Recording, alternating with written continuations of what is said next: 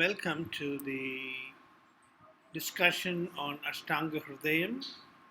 We continue with chapters 2, 3, and 4. As discussed earlier, the Sutra Sthanam of the Ashtanga Hridayam is the structure of a prescription.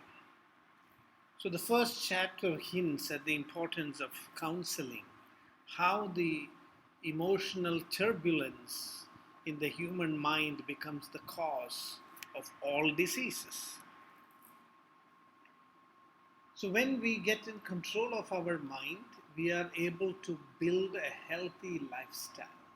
So healthy lifestyle is one of the most important pillars of good health. So chapters 2, 3, and 4 are dealing with how to cultivate a healthy lifestyle and prevent disease. So in order to establish a good lifestyle, one must have good control over one's emotions. And when it comes to good lifestyle, according to Ayurveda, the most essential thing is what you do moment by moment. A lifestyle is built out of moments of activity. So we can build a good lifestyle. What we do moment by moment is like the bricks of the whole edifice of a healthy lifestyle. Therefore, the two important aspects of a healthy lifestyle is the Dinacharya and then the Ritucharya. So the Dinacharya tells you what you must do moment by moment, day and night. How our actions can be in complete harmony with our own inner nature as well as the external environment. Chapter 3 is dealing with Ritucharya, which is the seasonal regimen. How we must modify our lifestyle according to changes in the seasons. And then the fourth chapter is about how we must be responsive to the needs of our body. The body is trying to adjust itself continuously to changes inside and outside, and it sends us signals which we cannot ignore. So together, these three chapters tell us the most fundamental principles of building a healthy lifestyle, which we can use to prevent disease on the one side and also apply it for management of diseases.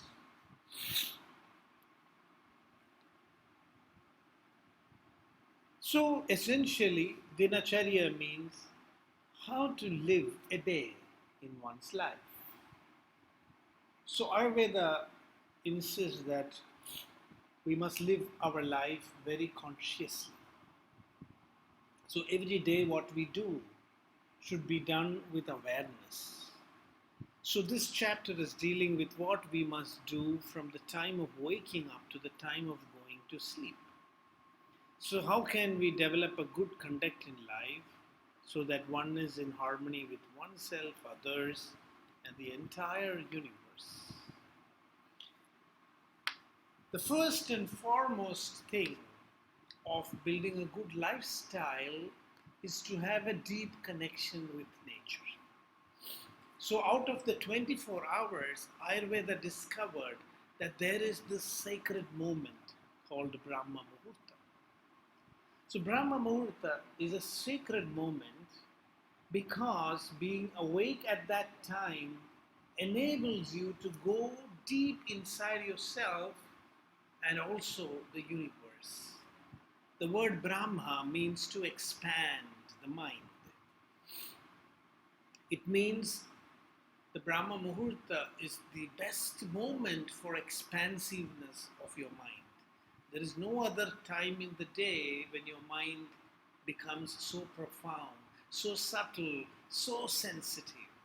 So if we have the habit of waking up at that moment, then your consciousness has a very deep quality. So, Ayurveda says that we must train our bodies to wake up spontaneously in the Brahma Muhurta, and it's always before sunrise. So, except for those who are sick and diseased, this is not advised. So, all healthy people should wake up at the Brahma Muhurta. So, the exceptions are that if you are sick or if your bowels do not move, if you don't get good bowel movements the moment you wake up, then it means you're not ready to wake up. Ayurveda advises that you can sleep for some more time until the bowels begin to move, and then you can wake up. So the purpose of waking up in the Brahma Muhurta is basically to increase the Sattva Guna in your mind. We discussed earlier also that the purpose of Ayurveda is to remove the emotional turbulences in the mind, the raga, the rogas, and this can be done by increasing Sattva Guna, and waking up at the Brahma Muhurta is one of the ways in which you can increase your Sattva Guna. So the message is also that whatever you do in your lifestyle, whatever you do during different times of the day, one of the major goals should be that it will increase Sattva Guna, and so decrease the mental turbulence, the emotional turbulence in your mind. What should we do then the moment we wake up at the Brahma Muhurta? Should we meditate? Should we study? No, Ayurveda is very practical about this.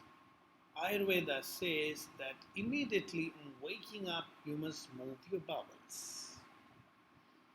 If you cannot remove the waste from the previous day's activities, the previous day's food, then you are not ready to start the day. In fact, we need to train our bodies to not only wake up spontaneously at the Brahma Muhurta, but also to eliminate the waste, also very spontaneously. So the waste of the previous digestion and metabolism should be eliminated, and the gut should become ready for the next cycle of food. So only after moving the bowels, even the teeth should be brushed. This is based, so there are many important principles that we begin to understand as we read through the Dinacharya chapter. One is, of course, waking up at Brahma Muhurta increases your Sattva Guna, and the other is that by removing the waste accumulated from the previous day's digestion, we are cleaning the gut from inside. So many of us wake up in the morning and just grab our toothbrushes and just brush the teeth. So it may look very natural thing to do, but Ayurveda says that you don't start by cleaning your mouth. You start by cleaning your gut. So oral health is dependent on gut health. This is a very important concept in Ayurveda. So if your stomach is not healthy, if your alimentary tract is not healthy, then your oral cavity will not be healthy. So wait before you brush the teeth. First move your bowels and make sure that your digestion and your alimentary tract is good. And then we brush the teeth. So the gut is cleansed first, and then the oral cavity is cleansed. So next step is to fine tune our sense organs, because it is with the sense organs that we are interacting with the external world. So it's very important we have to rejuvenate our sense organs. Today in our modern life, our sense organs are hyperactive. And because of this hyperactivity, we are not experiencing mental silence. True mental silence comes when your sense organs are relaxed. And recent studies have shown that when you practice deep silence, then it's possible that the brain is regenerating. It has shown that your nervous system is able to regenerate when you are, in deep silence. And this is possible only if your sense organs can withdraw. So the fatigue of the sense organs also need to be actually cleansed in the morning. And so for this, Ayurveda advises many steps. One must cleanse the eyes and then the nose and then the mouth again is rinsed to cleanse the tongue and also all the channels. So you know that our mouth is connected to both the alimentary tract as well as the respiratory tract. So after cleansing the digestive tract, which is by bowel movements, we clean the teeth and the mouth, and then we also clean the sense organs by doing medication in the eyes first. When we do medication in the eyes, we can find a lot of secretions come into our nose. And so next we do nasya through the nose. And when nasya is done, a lot of waste, the phlegms and secretions come into the mouth. We spit it out. And in the third stage, we cleanse again the mouth. So the mouth is cleansed 2 times in the process of Dinacharya. One after the bowel movements and the other after cleansing the upper part of the body, the upper respiratory tract. So with these processes, all the channels in the head become open, the sense organs become very sensitized and very robust, and kapha, excess kapha and pitta are removed from the channels of the body. And in this way, the body becomes refreshed and ready to face the challenges of the next day. So in this way, after the micro channels are removed, the next step is to cleanse the srotases, the minute channels, the minute pores of the body.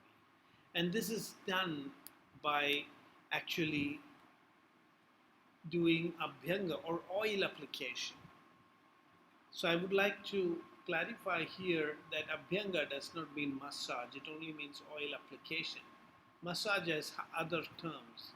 Gentle massage is called as samvahana, and massage done with pressure is called as mardana. And then massage done with the feet is called padakhada. So there are different types of massage, and application of oil is something very different.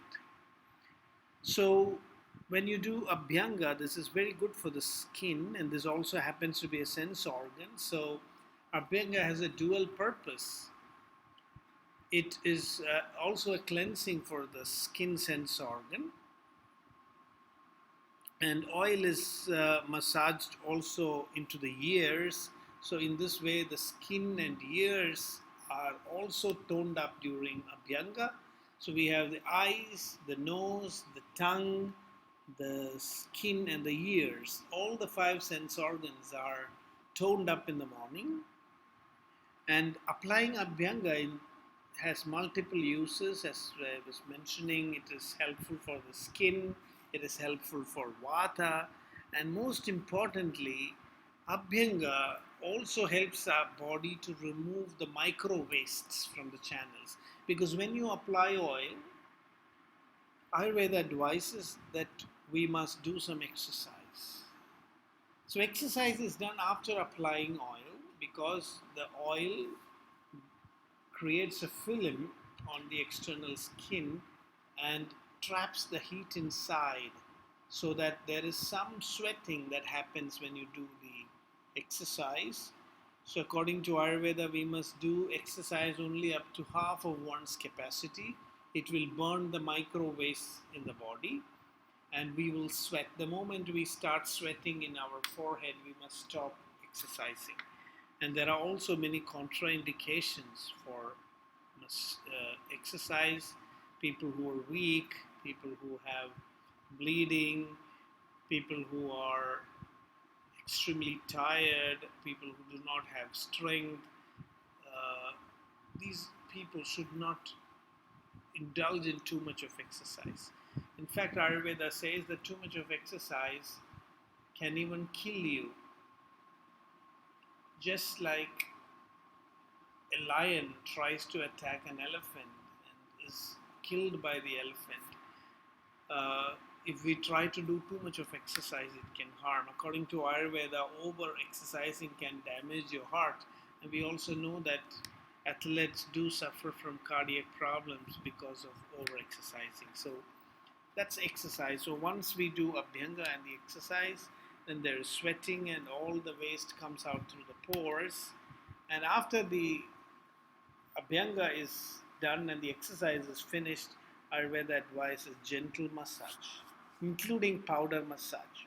So massage is always recommended after exercise. So for a healthy person, this is not for a sick person. So in a daily lifestyle, we do Abhyanga first, then exercise, Vyayama, and then the massage, which is some Vahana or Mardana or Padakhada, or Udvartana, which is made out of powder massage. So these are the steps.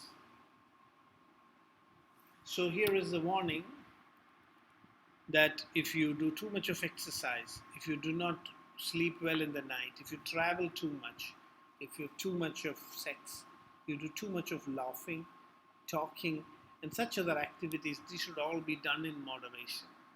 So if we are not careful, any one of these causes can lead to even life-threatening situations that lead to death. So now we know that all these steps, waking up at Brahma Muhurta to expand your mind, and then in the process cleanse the body of all the waste. We move the bowels, we brush the teeth, we cleanse the eyes, we open the nose, we rinse the mouth and the tongue, and then now apply oil all over the skin, pour it into the ears, so all the five sense organs are open. And then do some exercise where you burn the microwaves, it comes out as sweat, and then you pacify vata by doing gentle massage, and now you're ready to do the external cleansing. So in Ayurveda, external cleansing is always done after internal cleansing. So Ayurveda does not say that you just wake up and go to the shower, because then you do only an external cleansing. If you do all these things before and then do the external cleansing, which is the bathing, then you are clean from inside out. So that's the key principle in Ayurvedic Dinacharya or lifestyle, is that your goal should be to cleanse from inside out. So after the whole body has been cleansed from inside, bath is recommended. In some conditions, bath is contraindicated, especially if you have indigestion. It's strongly contraindicated. Ayurveda advises only cold water for the head. Hot water for the body is okay. For the head, it is harmful for hair and eyes. So Ayurveda recommends. If the water is too cold, then we can just make it normal. By cold water, we do not mean extremely cold water. It's just that normal water, not hot, is good for the head. So after this cleansing has happened, the internal cleansing and then the external cleansing, then is the time for food. So the food is basically to be taken only after internal and external cleansing of the body and when the appetite has been awakened. So appetite is also a natural urge which should not be suppressed or provoked. So Ayurveda says that this will be emphasized in the 4th chapter, that all these natural urges should be immediately attended to. In fact, Ayurveda says that at the root cause of a lot of imbalances in the body is our lack of carelessness, a lack of care, our carelessness to respond immediately to these signals of the natural urges from the body. So this is in brief what Ashtanga Hridaya talks about as the essential part of your Dinacharya of how to take care of your mind and body. Wake up in the Brahma Muhurta, increase your Sattva Guna. Even as you increase your Sattva Guna, clean your body inside out, starting from the gut, then moving on to the sense organs, then the skin, and then have the bath. And once your body is clean and ready to receive food, then have food. So in this way, we are ensuring that the body is balanced, the doshas are in balance, and the individual will not get any serious diseases. So such a body which is pure and such a mind which has got sattva guna, the human being is able to follow the path of dharma. And this path of dharma, following this path of dharma, is called as sadvrutta, good conduct. So for maintaining health, we must also follow the highest moral principles. So Ayurveda says all of us are living and working to be happy. But how can we be happy? We cannot be happy in the long run if we disturb the happiness of other people, of the rest of nature, while we try to make ourselves happy. So Ayurveda emphasizes that. While we make ourselves happy, make sure that you do not disturb the harmony in the rest of the universe. You do not disturb the people around you. And discovering self-happiness for the self without disturbing the happiness of others, but also bringing happiness to others, this is called as dharma. So this is a very fundamental message in Ayurveda, that if you do not want to be stressed, if you want long-term happiness, then you must follow dharma. And in order to follow dharma, you must have a sound mind. You must have a sattvic mind. A sattvic mind can be cultivated only in a body that is also relatively pure and functioning normally. So that is the foundation of Dinacharya, or good lifestyle. So if you ask in a brief, one word, what is the basis of a good lifestyle, then Ayurveda would say it's dharma. So just waking up at Brahma Muhurta, all those things are having a meaning only if you are able to follow dharma in your life. It's for the sake of dharma that you are waking up at Brahma Muhurta. It's for the sake of dharma that you are cleansing your body. So the entire focus of your life, of your lifestyle, is on the practice of dharma. So let us look at what are the advices that Ayurveda gives on how to build and nurture a righteous and virtuous life. So the first message is keep good company. It's very easy to drop away from the path of dharma if you are with a group of people who are following adharma. So Ayurveda says to strengthen your willpower to stay on the path of dharma. Don't develop friendship with people who are on the path of adharma. Actually, the people are not your enemies, but adharma is your enemy. So we should not encourage. In fact, we must become powerful enough that we are also able to influence people who do adharma, so that they can also follow the path of dharma. So especially in the beginning stage, till we are fully established in dharma, we have to avoid people who are doing adharma.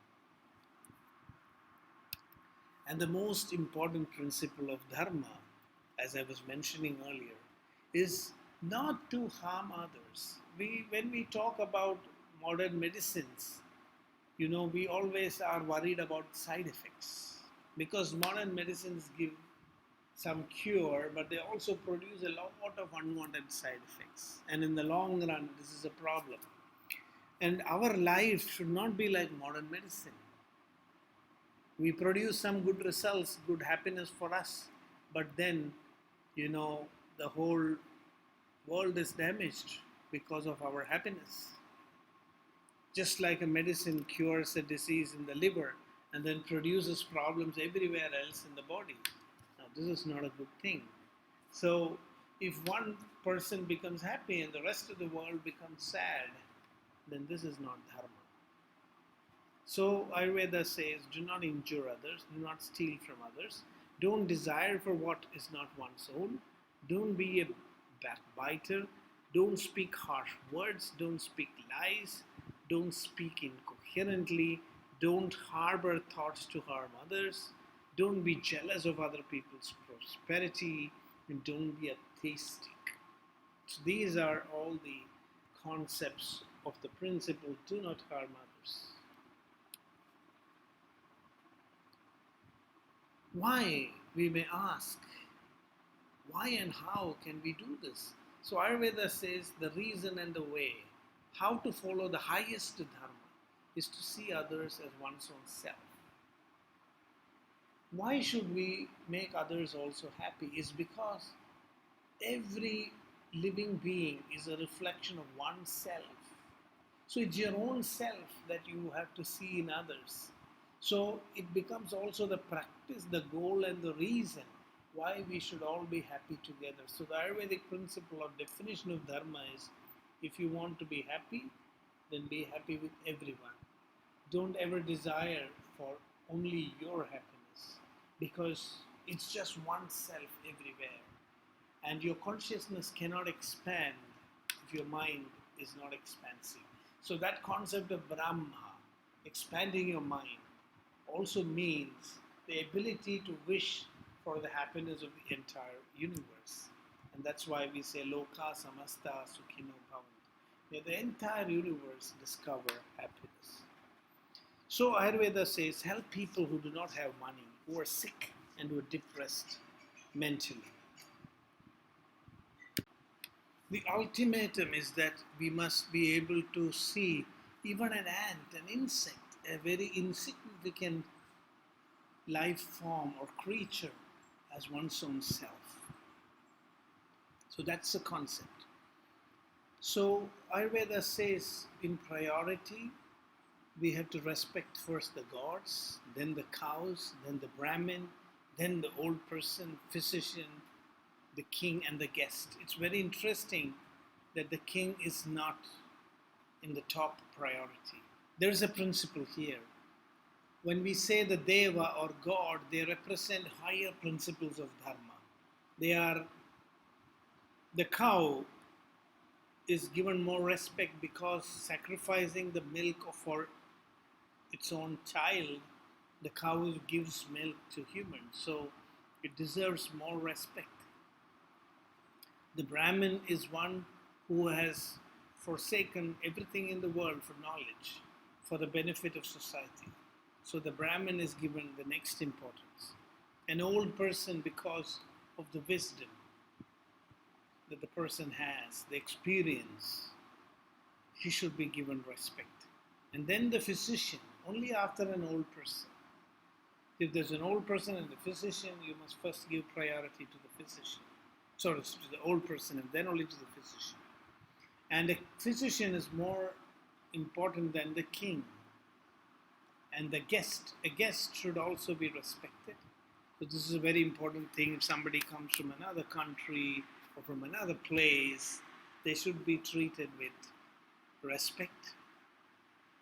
So the idea is what we think as not part of ourselves should also be accommodated. We must become open to the entire universe. That is the concept to see others as one's own self. So do not insult those who come asking for help. Do not hurt them or refuse them. And Ayurveda says, even if somebody is not good to you, harming to you, be helpful. It's not mentioned that you must go behind all the people who are harming you and helping them. No. When a situation comes that it's somebody who has harmed you, and there is an opportunity to help him, then you must not miss that opportunity. You must not think that since he has harmed me, I should not help him. No. Every opportunity to help should be used. And in this way, the result is that our mind becomes expansive. That's the whole idea. Our mind is now very small. We can accommodate only few things in the universe as ours.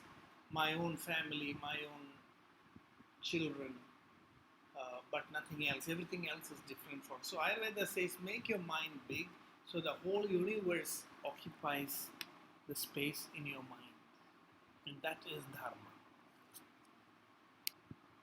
So the result of such a practice of dharma is that you are able to achieve a state of mental equipoise. When you say mental equipoise, it means that you are balanced in both success and failure, in prosperity and in adversity. You're not affected by success or failure. So speak in the proper time and appropriately, speak the truth and speak sweetly.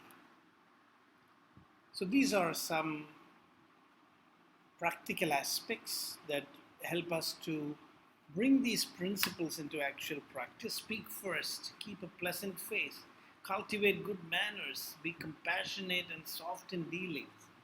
What Ayurveda says is that this principle of the dharma is not a concept that just should be in your mind. We have to express it in actual action. So share one's joyful moments with others.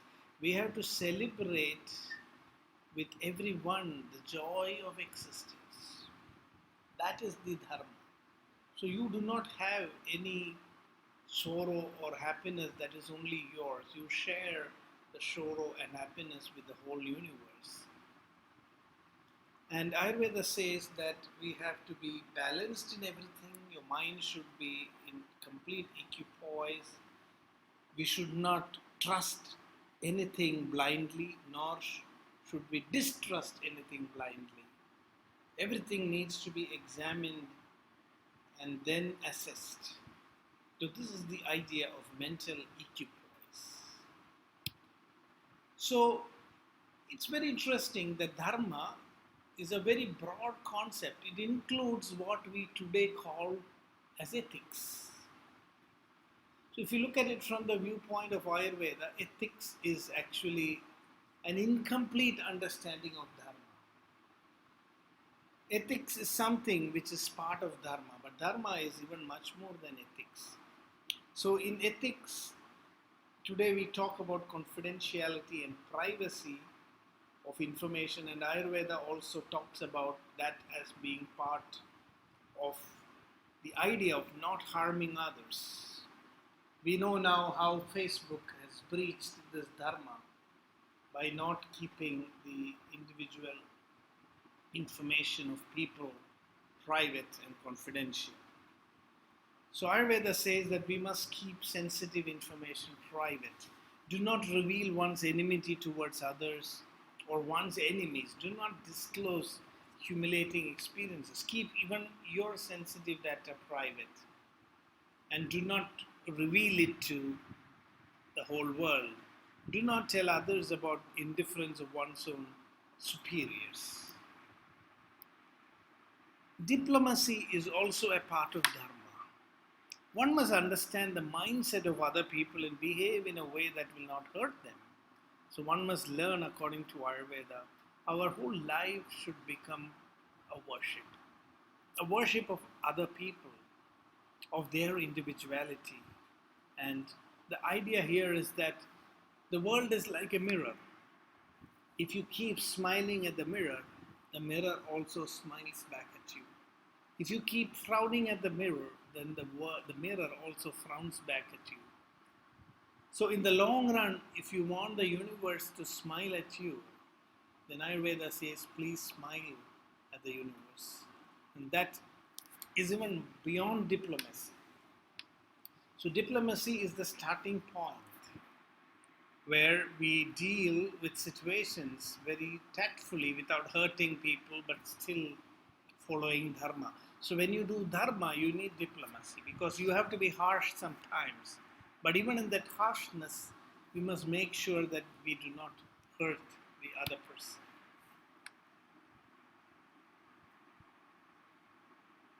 In all sensory experiences, we have to be moderate. We should not torture our sense organs nor pamper them.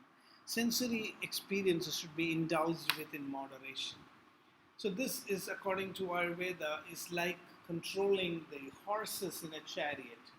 When we control the horses in a chariot, we hold the rope, the thread that ties the horse. We hold and release, we hold and release. So our sense organs, our control over the sense organs should also be like that. We must hold it and release it. We must hold it and release it. In that way, gradually, we must gain control over our sense organs. So that is the concept. Balance is the key. So all pursuits in human life should be balanced. So when we are seeking wealth, we should not contradict pleasure. We should not affect dharma. So everything should be nurturing each other. So when we pursue wealth, we should not destroy the pleasure of oneself or others. We should not destroy the dharma of the universe. So the secret of a good life is to seek wealth, pleasure, and freedom without contradicting dharma. And this means that we have to always find the middle path. The middle path is the way to lead a beautiful life. So these are all the principles of dharma. So to summarize again, dharma means to seek your personal happiness, your personal freedom without interfering with the freedom and happiness of other beings. And this means that you should have the ability to see yourself in the whole universe. When you identify yourself with the whole universe, you are able to live the highest dharma. Ayurveda also says that we should take care of personal hygiene and safety. This is also part of dharma. We should not do things that are risky for our own lives. So one should trim hair, nails, have a mustache, keep one's body channels clean. One should bathe regularly and use fragrances, should dress well without being gaudy and showy. We should wear gems, amulets, medicines for self-protection, carry always an umbrella and use footwear, walk by looking always in front, be careful when you're walking, carry a stick and wear a cap when moving out in the night for our own protection. So personal hygiene and safety are given utmost importance. So in the course of our daily activities, we have to make sure that we don't expose ourselves to dangerous situations. So there are many safety precautions that Ayurveda advises, that one should not trespass into areas where there are sacred trees, holy persons, flags, outcasts, ashes. So even very sacred places and very dangerous places have to be avoided, because you can create disturbances, we can create life-threatening situations. Do not try to cross a river by swimming. Sometimes you may be swept away by the current and it could be the end of our life. Do not move near fire. Do not get into a boat that is not secure. So we have to even take care of the transport, make sure that the transport is safe. Do not climb trees or ride in vehicles that are not in good condition. So these are all mentioned for self-protection. So this is the most interesting thing, that Ayurveda balances the approach of helping others, of supporting others, and also supporting oneself. Both are given equal importance. Then comes etiquette and manners. Do not sneeze, laugh, or yawn without covering one's mouth. So this is very interesting, that in Ayurveda, the actual behavior of an individual has been discussed to the minute level. Do not squeeze one's nose or write on the ground without a reason. Don't do things that are not befitting good manners. And Ayurveda has even talked about ergonomics and postures. So do not make awkward postures. Do not sit in an uncomfortable and uneven posture for a prolonged period. Today we know that in the workplace and in our life, we are creating a lot of new problems just because of the way we sit, the way we work, bad posture. Don't sit for long, keeping the knees bent and pointing upwards. All the actions of the body, mind, and speech should be withdrawn before you become fatigued. So, overexertion, overworking, fatiguing your whole body is not advised. Do not sleep below trees at night.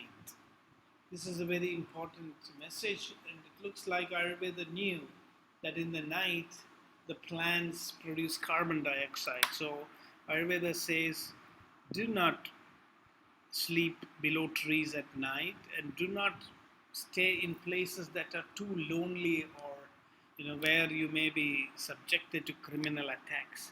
So do not look at the sun directly. This is to protect your eyes. Do not carry heavy weights on the head. Do not look at very minute objects like now we are looking at computers, bright lights, inauspicious and disgusting, displeasing objects. All these things are to be avoided. So this is something which we are also getting increasingly exposed to today. Ayurveda does not accept the slavery of society to alcohol. So of course alcohol is also recommended as a medicine, but alcohol as a way of social disrupt, of individual personality breakdown is not encouraged. So Ayurveda says do not sell liquor, do not make liquor, do not gift or receive liquor. This may be a bit different for the European countries, because in India, especially in the south of India, where the climate is very warm, liquor does not have much of a value. So it's for this reason that Ayurveda says that one should not use too much of liquor at all. Even though Ayurveda recommends the use of liquor for medicinal purposes, for survival in a very cold climate, that's an entirely different thing. And then there are many other general precautions, like do not face strong winds directly, do not expose to direct sun, dust, snow and harsh wind. So Ayurveda was aware of the UV light challenge, how ultraviolet rays can damage your skin. Do not sneeze, belch, cough, sleep, eat or engage in sex in awkward postures. Posture and ergonomics is given such importance. Do not stand in the shade of walls where people cannot see you. Do not befriend the enemy of the king. Avoid wild elephants, poisonous snakes and horned animals. We have to be very careful. Do not be with people who are inferior, uncultured. This is a reinstatement of what was mentioned in the beginning. Avoid people who are following adharma. Never fight with people who are superior to oneself. So this is extremely important.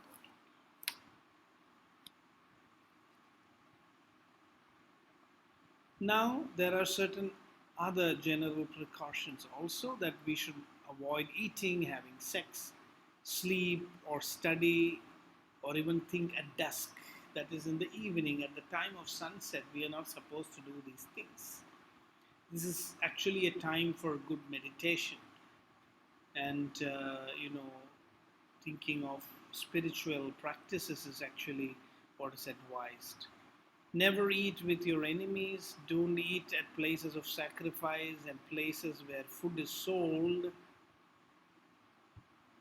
Do not make sounds with one's body, mouth, nails, or shake one's hairs and hands. These are again related to good manners. Do not move in the midst of water, fire, or respectable people. Do not expose to smoke or be with corpses. So there are a lot of general advices that Ayurveda gives. Whatever safety measures are to be taken. So extreme safety protocols are actually kind of enforced by Ayurveda. And avoid excess indulgence in alcohol, and do not take too much freedom with women. We know today that abuse of women is still widespread the world over. So this is nothing to do with actually separating women from men. It's basically a word of precaution, that unless you are knowing people very well, we have to take a certain precaution for protection of the women. So that is the reason. And ultimately, what do we mean by a good conduct? As I was mentioning in the beginning itself, dharma is the highest principle of a good lifestyle. And what is that dharma based on? That dharma is actually based on love. So unless you have, so this is the ultimate principle. How can you look at somebody else as yourself? How can you help even an enemy without feeling bad feelings in your mind? It's possible only if you have love in your mind. So our mind has to be compassionate. One should be ready to give up what you don't need. One must control one's physical, mental, and verbal actions. One should think for others like one would do for oneself. So this is the essence. Now we are coming to the deepest aspect of dharma. So if you ask the question, what is the highest principle of a good lifestyle? Is dharma. And then it's easy to say but difficult to practice. How can you become dharmic? The only way to become dharmic is to develop love, selfless love in our minds. And that's what is mentioned here at the end. So one must be in a state of evolution. So Ayurveda says that every day one must reflect what has happened in that day, where I went wrong, where I was right, and how I can move forward. And with a great effort, one must establish oneself in the path of dharma. So this is the good conduct by following which one gets life, health, prosperity, fame, and the eternal world. Now this is the most important part. So Ayurveda says, what is the benefit of a good lifestyle? There are 5 things that we get. You know, we all want a long life, and that is why we take life insurance. So there are people who have a long life. If we have a long life, then we need health. Please think about this, that there are so many people who have a long life but who do not have health. There are people who have both life and health, but they do not have prosperity. They do not have enough resources in their life. And there are people who have a lot of money, but they don't have good health, or they don't have a long life. So unless we get all these things together, it is of no use to us. So we need life insurance, we need medical insurance, we need wealth insurance. And if we have all these 3 things, we still need recognition in society. And that's called fame. We all want our names to be remembered when we are gone. And then we need an assurance of the next world. We need long-term security in our lives. So Ayurveda says that it's easy to get one of these 5 things in your life. There are people who live long, there are people who are healthy, there are people who are wealthy, there are people who are very famous. But to have all of these things together, that is very difficult. But it is possible if you follow dharma, sadvrita, if you follow a life that is based on love. And that is the principle of Dinacharya, the first lesson on how to cultivate healthy lifestyle.